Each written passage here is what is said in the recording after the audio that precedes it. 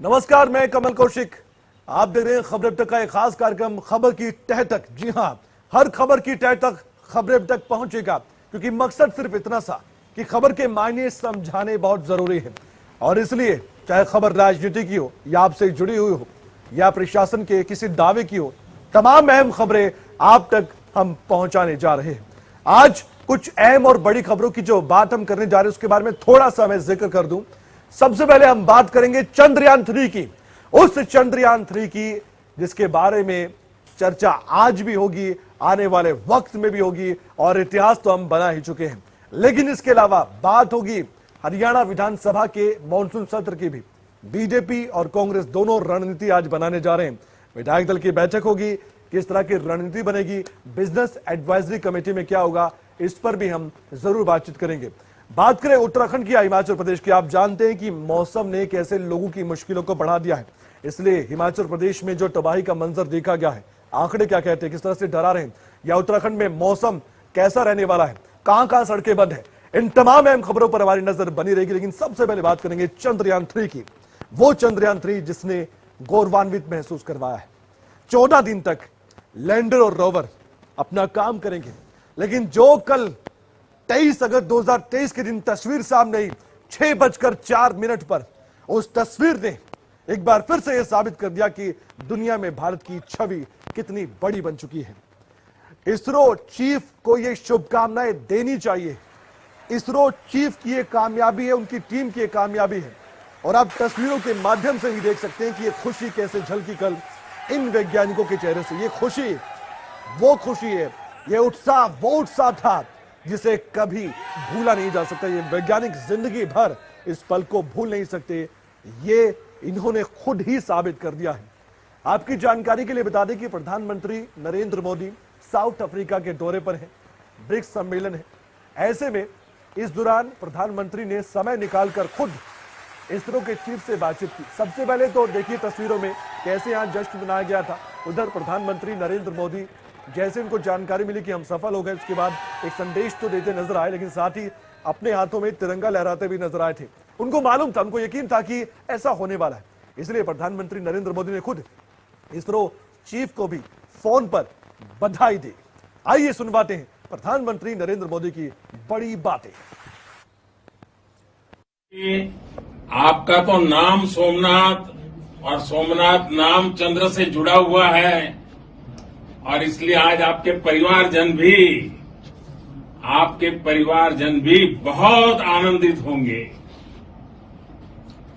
मेरी तरफ से आपको, आपकी पूरी टीम को बहुत बहुत बधाई, और सबको मेरी तरफ से अभिनंदन कह दीजिए। और हो सके उतना जल्दी मैं आप सबको रूबरू में भी बधाई दूंगा।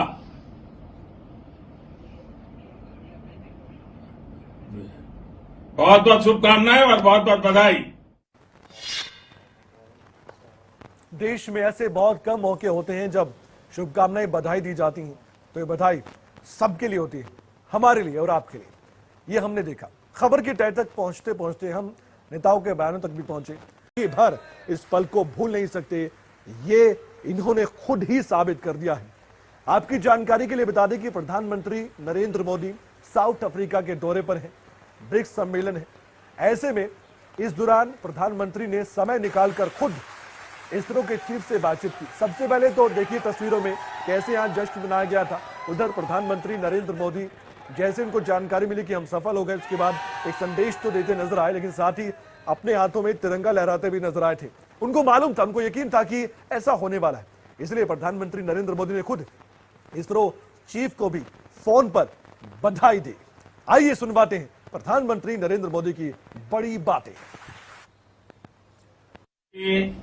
आपका तो नाम सोमनाथ और सोमनाथ नाम चंद्र से जुड़ा हुआ है, और इसलिए आज आपके परिवारजन भी बहुत आनंदित होंगे। मेरी तरफ से आपको, आपकी पूरी टीम को बहुत बहुत बधाई, और सबको मेरी तरफ से अभिनंदन कह दीजिए और हो सके उतना जल्दी मैं आप सबको रूबरू में भी बधाई दूंगा।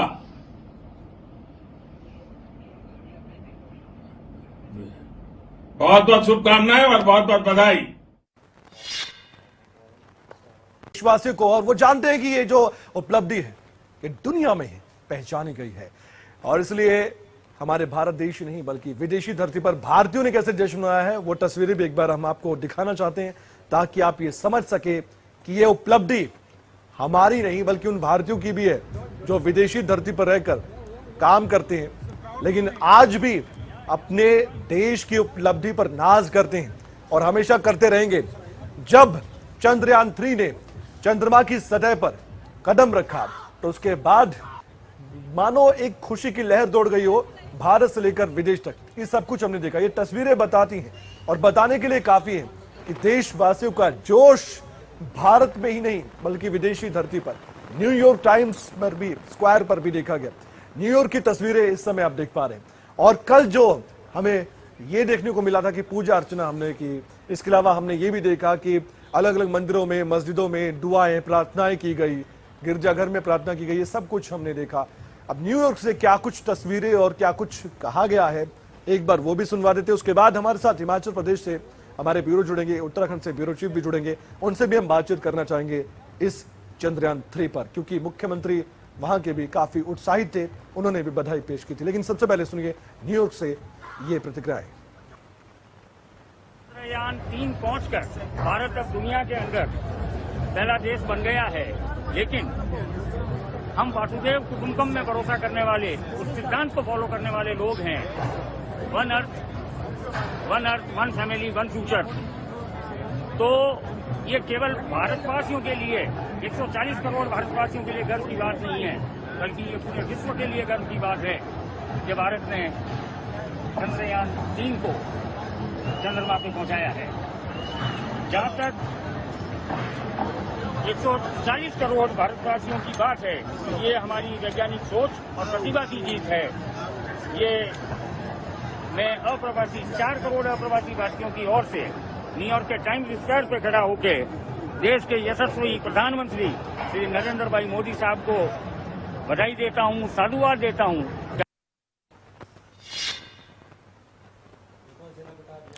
हमारे साथ इस वक्त उत्तराखंड से हमारे ब्यूरो चीफ राव शफकत अली जुड़ चुके हैं, हिमाचल प्रदेश से हमारे ब्यूरो प्रदीप ठाकुर भी जुड़ चुके हैं।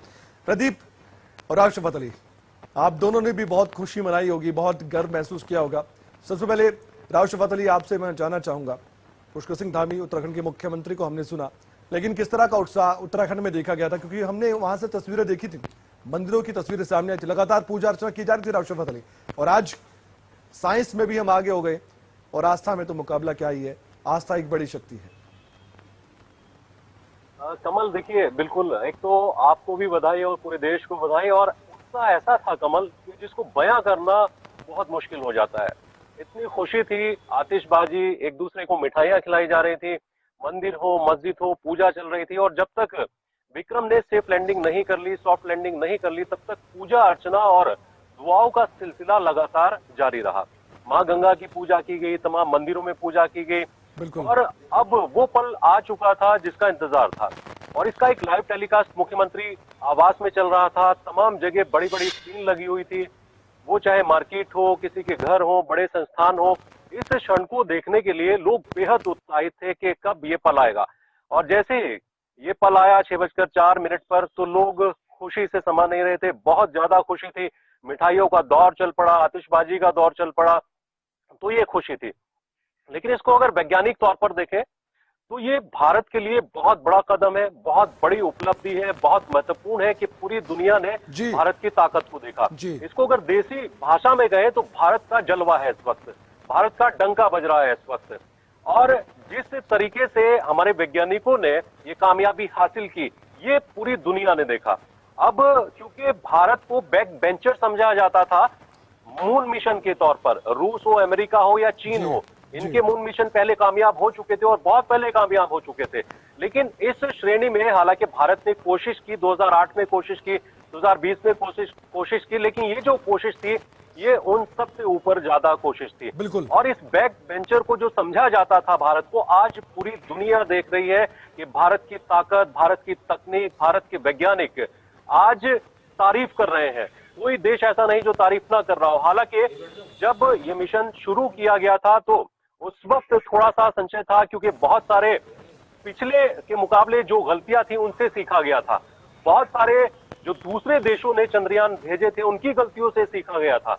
और इस चंद्रयान मिशन को कामयाब करने के लिए जो टीम लगी हुई थी वैज्ञानिकों की और जनता की दिल से जो दुआ लगी हुई थी, ये उसी का सिलसिला है कि आज भारत का डंका पूरी दुनिया में सुखद नतीजा। और आपने ठीक कहा, कल भी हम कह रहे थे जब चंद्रयान 3 चांद की सतह पर पहुंचा कि भारत का डंका अब दुनिया में बज रहा है। प्रदीप ठाकुर, छोटा सा रिएक्शन आपका, छोटी सी प्रतिक्रिया एक देश के नागरिक होने के नाते भी। और बेशक हिमाचल प्रदेश पर आपदा ने बिल्कुल एक तरह से बहुत दुखी कर दिया है, हमें भी, हिमाचल प्रदेश को भी, लेकिन उसके बावजूद एक छोटी खुशी तो मिली।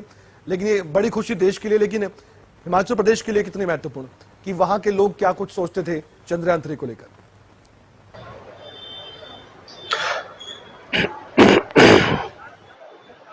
बिल्कुल कमल, देखिए हिमाचल प्रदेश की बात करें तो खुशी यहाँ के लोगों को भी हुई है और हिमाचल के लोग भी विज्ञान में काफी रुचि रखते हैं। तो हमने पिछले कल भी देखा कि अब जब ये मून मिशन जो खास तौर पर जो चंद्रयान चंद्रमा पर लैंड करने वाला था और वो भी दक्षिणी ध्रुव पर, तो उस वक्त लोग टीवी सेट के आगे बैठे रहे, टकटकी लगाए बैठे रहे कि आखिर क्या होने वाला है। सोशल मीडिया माध्यमों के जरिए बार बार देखते रहे कि कहां तक हमारा मिशन पहुंचा है। और जैसे ही सफलता मिली, हमने देखा कि सोशल मीडिया में भी मैसेजेस की बाढ़ आई।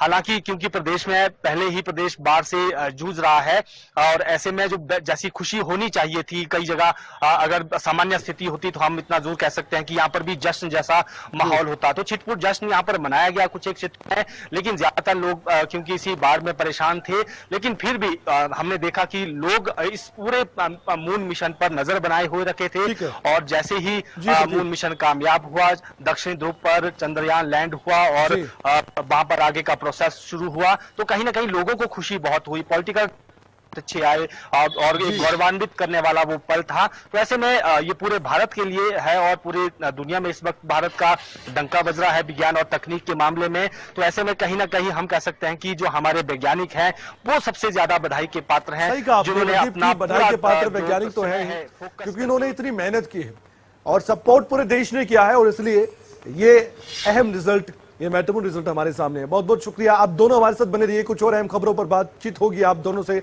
उत्तराखंड हिमाचल प्रदेश की खबर को लेकर। लेकिन इससे पहले हरियाणा की खबर की बात करते हैं। 25 अगस्त 2023 मॉनसून सत्र शुरू होने वाला है, लेकिन उससे पहले रणनीति भी बनेगी, बिजनेस एडवाइजरी कमेटी की बैठक भी होगी। इस वक्त की एक बड़ी जानकारी आपके साथ हम साझा करना चाहते हैं। जितेंद्र चौधरी हमारे स्टेट हेड हमारे साथ जुड़ेंगे इस खबर पर, खबर की तह तक हम पहुंचेंगे। 25 अगस्त को शुरू होगा हरियाणा विधानसभा का मॉनसून सत्र और सत्र की अवधि को लेकर आज फाइनल मोहर लगेगी। वैसे तो आपको मालूम है तारीख का भी। हरियाणा विधानसभा के सत्र को लेकर आज बिजनेस एडवाइजरी कमेटी की बैठक दोपहर 3 बजे होगी। बेस्ट लेजिस्लेचर अवार्ड को लेकर भी मंथन होगा। हमारे साथ जितेंद्र चौधरी हमारे स्टेट हेड सीधे हमारे साथ जुड़ चुके हैं खबर की तह तक पहुंचने के लिए। जितेंद्र, खबर की तह तक पहुंचकर क्या जानकारी आप दर्शकों तक पहुंचाएंगे बीएससी की मीटिंग सत्र को लेकर, बताइए।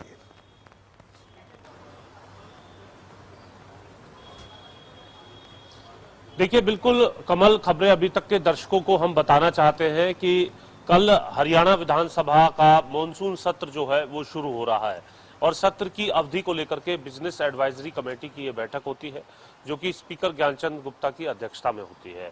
मुख्यमंत्री मनोहर लाल, नेता प्रतिपक्ष भूपेंद्र हुड्डा, गृह मंत्री अनिल विज, दुष्यंत चौटाला और साथ ही साथ कंवरपाल गुर्जर और बीबी बत्रा भी इसके सदस्य हैं।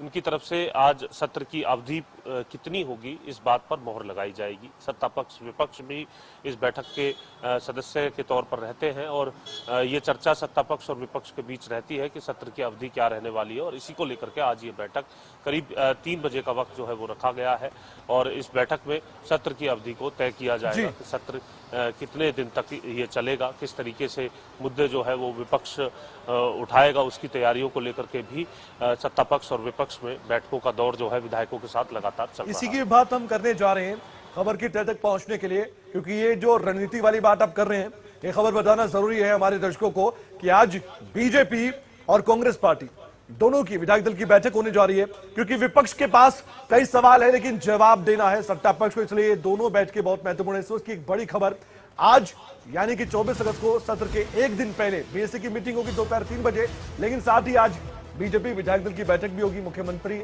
मनोहर लाल की अध्यक्षता में। साथ ही कांग्रेस पार्टी की बात करें तो कांग्रेस विधायक दल की बैठक भी होने जा रही है। यह बैठक भी आज होगी। भूपेंद्र हुड्डा मौजूदा नेता प्रतिपक्ष हरियाणा के, उनकी अध्यक्षता में बैठक होगी। रणनीति क्या होगी जितेंद्र हमारे स्टेट हेड बताएंगे। Jitendra Chaudhary, over to you, बताइए, खबर की तह तक पहुंचिए। सत्र में आखिर क्या नजारा देखने को मिल सकता है, किसकी जुबान से क्या मुद्दे होंगे और क्या वाकई में सत्ता पक्ष का जो दावा है जवाब है?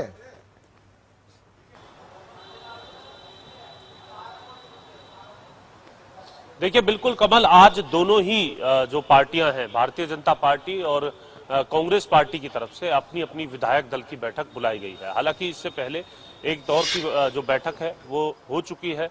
चाहे बीते मंगलवार की बात करें, मुख्यमंत्री मनोहर लाल ने विधायकों के साथ बैठक की थी और इससे पहले कांग्रेस की तरफ से भी विधायक दल की बैठक चंडीगढ़ में की गई थी।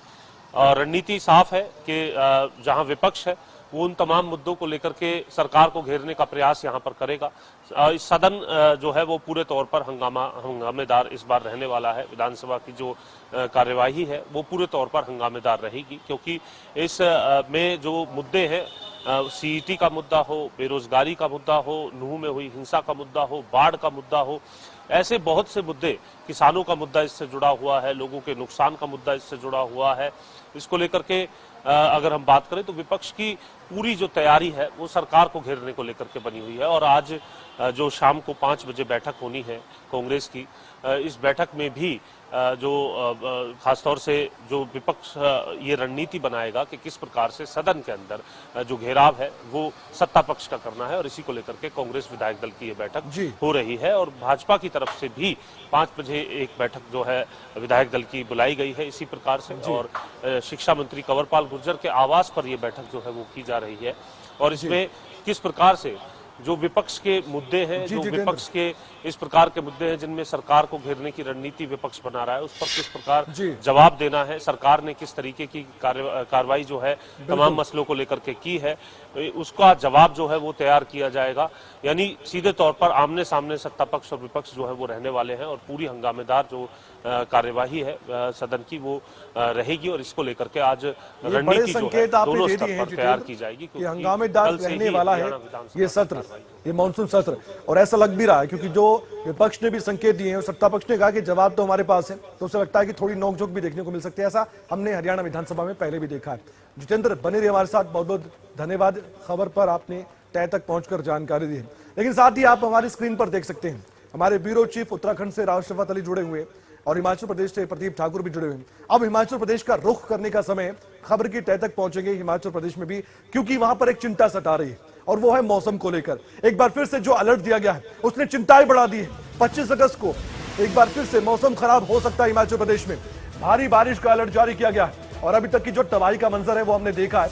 बहुत ज्यादा चिंतित है हिमाचल प्रदेश के लोग। जहां भी बारिश होती है अब डर सताता है कि अब होगा तो क्या होगा, खासकर ऊंचे पहाड़ी इलाकों पर भी, और जहां पर सेंसिटिव इलाके हैं, संवेदनशील इलाके, वहां पर भी चिंताएं काफी बढ़ जाती है। और जो तस्वीर हमने देखी है वो भी वाकई में डराने वाली थी। संवेदनशील क्षेत्रों में लैंडस्लाइड का खतरा बढ़ जाता है। प्रदीप ठाकुर हमारे साथ, हमारे ब्यूरो जुड़े हुए हिमाचल प्रदेश से, उनसे बातचीत करते हैं। प्रदीप, खबर की तह तक पहुंची और बताइए हमारे दर्शकों को, हिमाचल प्रदेश के लोगों को, कि 25 अगस्त तक मौसम खराब रहने की फिर से संभावना जताई गई है। अब फिर से एक डर सता रहा है। क्या एडवाइजरी, क्या अलर्ट, जानकारी आपसे लेना चाहेंगे।